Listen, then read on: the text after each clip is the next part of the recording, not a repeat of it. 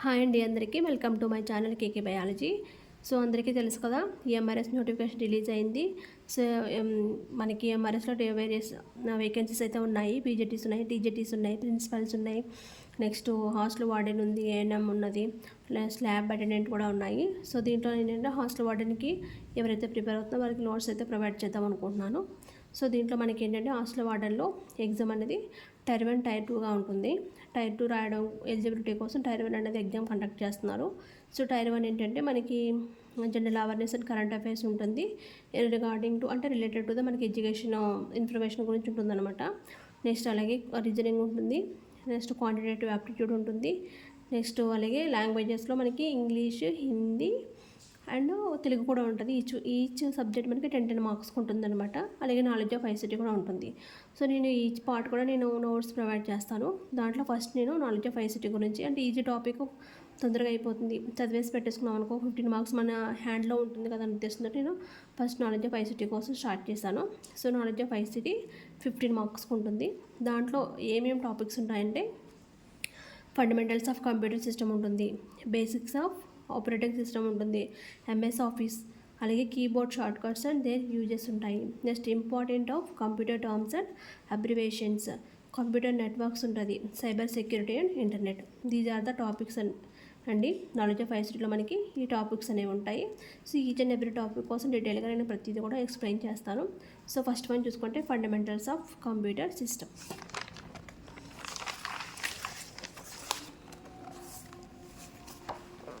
So fundamentals of computer system చూసుకుంటే మనకి first మనం తెలుసుకోవాల్సింది ఏంటంటే, so what is computer. Computer అంటే ఏంటో కంపల్సరీ మనకి తెలియాలి కదా.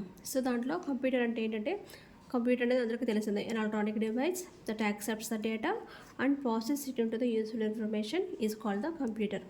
ఎలక్ట్రానిక్ డివైస్ అని తెలుసు, అది మనం ఇచ్చే డేటా యాక్సెప్ట్ చేస్తుంది, అలాగే ప్రాసెస్ చేస్తుంది, తర్వాత ఫైనల్గా మనకి ఇన్ఫర్మేషన్ అనేది ఇస్తుంది. దాన్నే మనం కంప్యూటర్ అంటాం.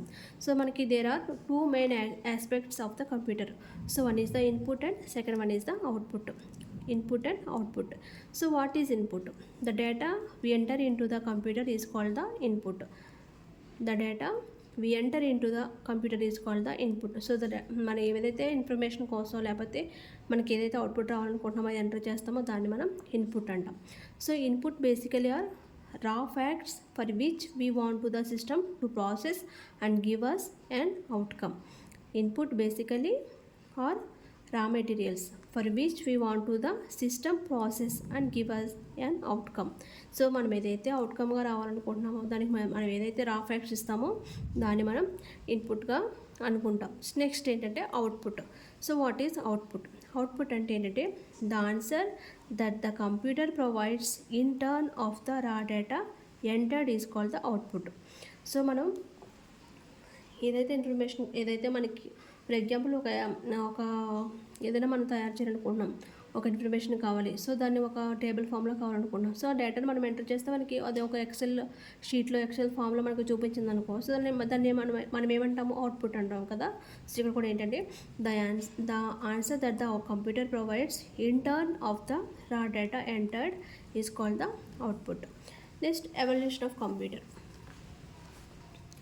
ఎవల్యూషన్ ఆఫ్ కంప్యూటర్ చూసుకుంటే the first fully electronic computer was introduced in 1930s. So మనకి ఎలక్ట్రానిక్ కంప్యూటర్ ఫస్ట్గా ఎప్పుడు ఇంట్రడ్యూస్ అయిందంటే 1931లో ఇంట్రడ్యూస్ అయింది. కంపల్సరీ ఇయర్స్ అనేది గుర్తుపెట్టుకోండి, 1930s. Next computers are nothing but an advanced version of abacus almost 5000 years back. So computers అనేవి ఏంటంటే అడ్వాన్స్డ్ స్ట్రక్చర్స్, వీటికి అబాకస్కి అంటే ప్రీవియస్లో మనకి ఈ క్యాలిక్యులేషన్ పార్ట్ కోసం దేన్ని వాడేవారు అంటే అబాకస్ని వాడేవారు. ఇప్పుడు కూడా మనకి స్కూల్స్లో మనకి అబాకస్ నేర్పిస్తున్నారు పిల్లలకి. సో అబాకస్ యొక్క అడ్వాన్స్డ్ వెర్షనే కంప్యూటర్ అనేది. సో ఆల్మోస్ట్ మనకి 5000 years బ్యాక్ అనేది అబాకస్ అనేది వాడేవారు.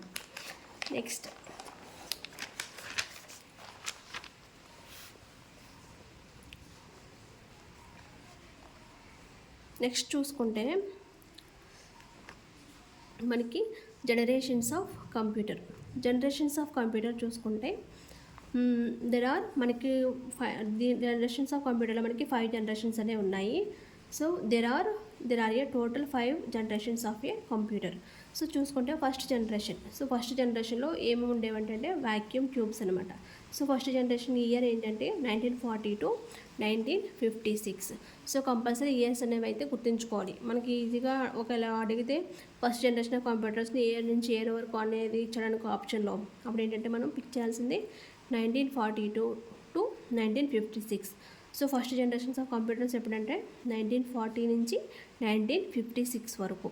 సో మనకి ఈ ఫస్ట్ జనరేషన్లో ఉన్నవి ఏంటంటే వాక్యూమ్ ట్యూబ్స్. ఇవి ఏంటంటే huge in size and occupied almost room size area to fit in. So మనకి ఇప్పుడు కంప్యూటర్కి డిఫరెన్సెస్ చూడండి. ఇప్పుడు మనకి ఏంటంటే మన సిస్టమ్ అనేది ఇంకా వెరీ స్మాల్ సైజులోకి వచ్చేసింది. సో ఒక రూమ్ సైజులో పెట్టింది మనం ఒక టేబుల్లో మనం ప్లేస్ చేసేంత సైజుకి మనది డిక్రీజ్ అయింది. So first generations of computers ఎలా ఉండేవంటే huge in size and occupied almost room size area. So వాటిని ఫిట్ చేయాలంటే కంపల్సరీ ఒక రూమ్ సైజ్ ఏరియా అయితే కంపల్సరీ అవసరం అయ్యేది. సో ఫస్ట్ జనరేషన్స్ ఆఫ్ కంప్యూటర్లో ఫీచర్స్ అంటే వాటి యొక్క క్యారెక్టరిస్టిక్స్ చూసుకుంటే ఏముండేవి ఏంటంటే the price of managing these computers was very high. So ఏవైతే ఫస్ట్ జనరేషన్ కంప్యూటర్స్ మేనేజ్ చేయాలంటే వాటి యొక్క ప్రైస్ అనేది ఎక్కువగా ఉండేది. Next they are very huge. Next ఎక్కువ సైజ్ ఆక్యుపై చేసేవి. నెక్స్ట్ ఏంటంటే not capable of multi tasking and only one task could be perform at a time. So మనకి ఏంటంటే అప్పుడు సిస్టమ్ డిఫరెన్స్ చూడండి. అవి ఏంటంటే ఓన్లీ మల్టీ టాస్కింగ్ చేయలేవు, ఓన్లీ సింగిల్ టాస్క్ మాత్రమే అవి హ్యాండిల్ చేయగలవు అనమాట. ఏవి first generation of computer year ఎంత 1942 to 1956. సో ఇవి ఏంటంటే not capable of multi tasking, only one task could be performed at a time. So no use of monitors. So ఇక్కడ monitors use అనేది ఉండేది కాదు. Next the output was directly given in the form of ఈ printouts. So ఇప్పుడు మనకి printout ఏంటంటే ఎలా ఉండేదంటే మనకి ఇప్పుడు మన స్క్రీన్ పైన చూసుకోవచ్చు ఏదైతే వచ్చిందో. సో అప్పుడు ఏంటంటే అవుట్పుట్ అనేది ఎలా ఉండేదంటే ఓన్లీ ప్రింట్అవుట్ ఫామ్లో మాత్రమే ఉంటుంది. నో యూజ్ ఆఫ్ మానిటర్స్ ఉండేది. Next the output was directly given in the form of the printouts.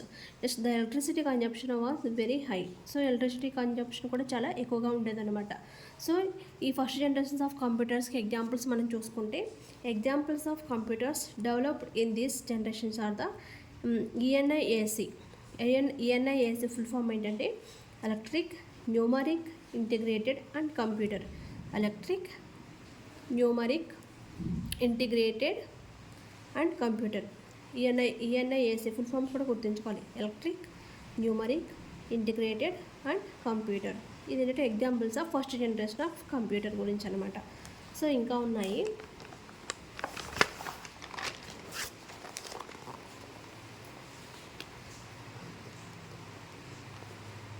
ఇంకా చూసుకుంటే first generation of computers examples UNIVAC, UNIVAC, universal automatic computer. UNIVAC అంటే ఫుల్ ఫామ్ ఏంటంటే universal automatic computer.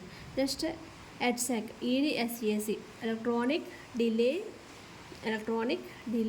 Storage automatic calculator. Electronic delay storage automatic calculator అనమాట దీని full form. Next EDVAS, electronic discrete variable automatic computer. ఓకేనా. EDVAC అంటే electronic discrete variable automatic computer. ఓకేనా. So ఇవన్నీ కూడా ఏంటంటే ఫస్ట్ జనరేషన్ ఆఫ్ కంప్యూటర్స్ యొక్క examples అనమాట. ఓకేనా. Next second generation.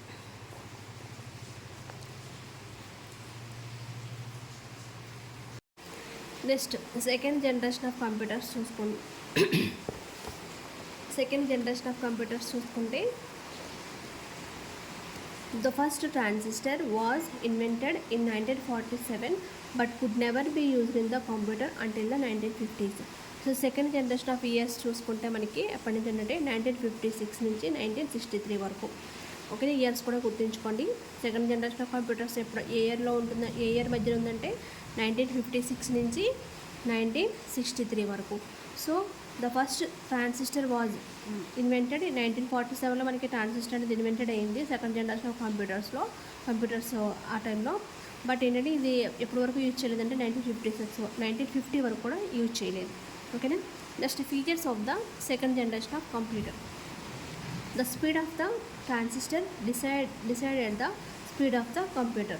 So the speed of the transistor decided the speed of the computer. Just it was less expensive in comparison to the first generation computers. మనకు చెప్పుకున్నాం కదా very expensive అని చెప్పుకున్నాం కదా first generation of computers.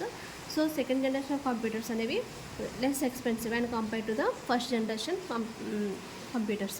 Next electricity consumption had also reduced with the use of the transistors. So ట్రాన్సిస్టర్ని use చేస్తే మనకి electricity consumption కూడా రెడ్యూస్ చేయవచ్చు. ఓకేనా. Next there was no change in the output as it was still received through a printout. So printout receive చేసుకునే వరకు మనకి output అనేది చేంజ్ చేయడానికి అవకాశం ఉండేది కాదు. There was no change in the output as it was still received through a printout. ఓకేనా.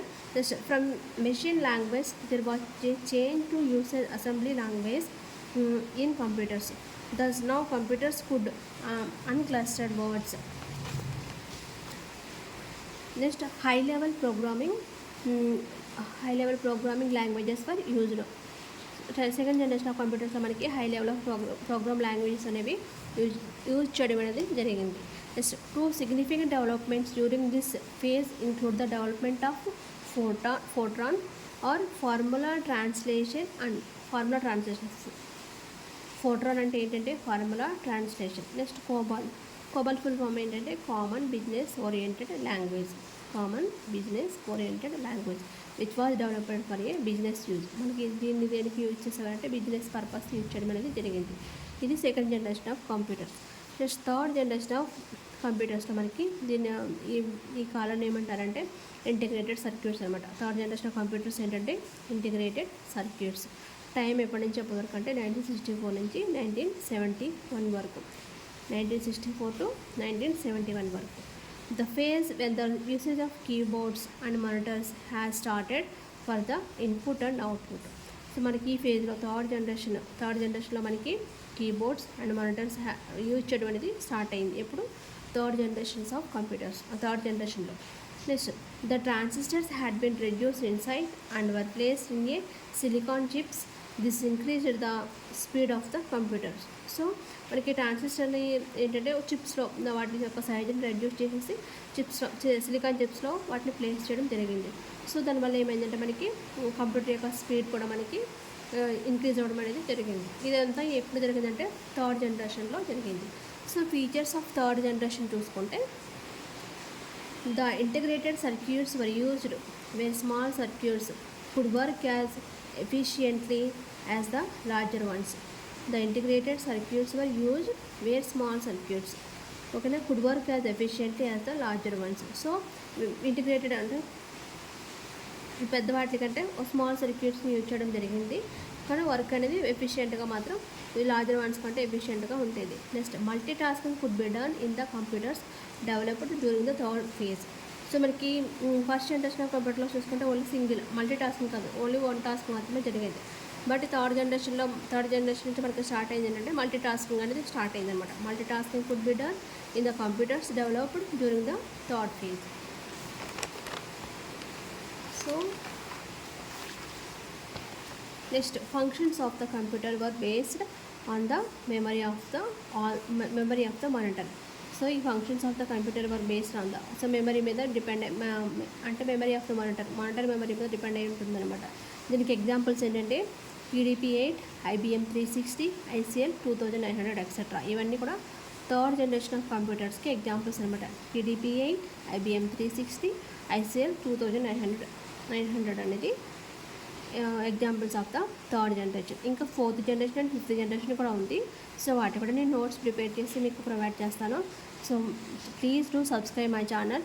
And ఎవరైతే మనకి ఎంఆర్ఎస్ హాస్టల్ అవ్వడానికి ప్రిపేర్ అవుతుందో వాళ్ళకి అందరికీ ఈ వీడియోని మీరు షేర్ చేయొచ్చు. సో ఇంకేమైనా మీకు ఇన్ఫర్మేషన్ కావాలన్నా కామెంట్ బాక్స్లో కామెంట్ చేయండి. ఇంకా నేను మీకు ఫర్దర్గా అన్ని పార్ట్స్ అయితే అలాగా క్వాంటిటివ్ యాప్టిట్యూడ్ గురించి కానీ రీజనింగ్ కానీ లేకపోతే రిలేటెడ్ టు కరెంట్ అఫైర్స్ ఉంది కదా, జనరల్ అవేర్నెస్ కరెంట్ అఫైర్స్ వాటి గురించి కూడా నేను నోట్స్ ప్రిపేర్ చేసి మీకు అందరికీ ఎక్స్ప్లెయిన్ చేస్తాను. So please do subscribe my channel.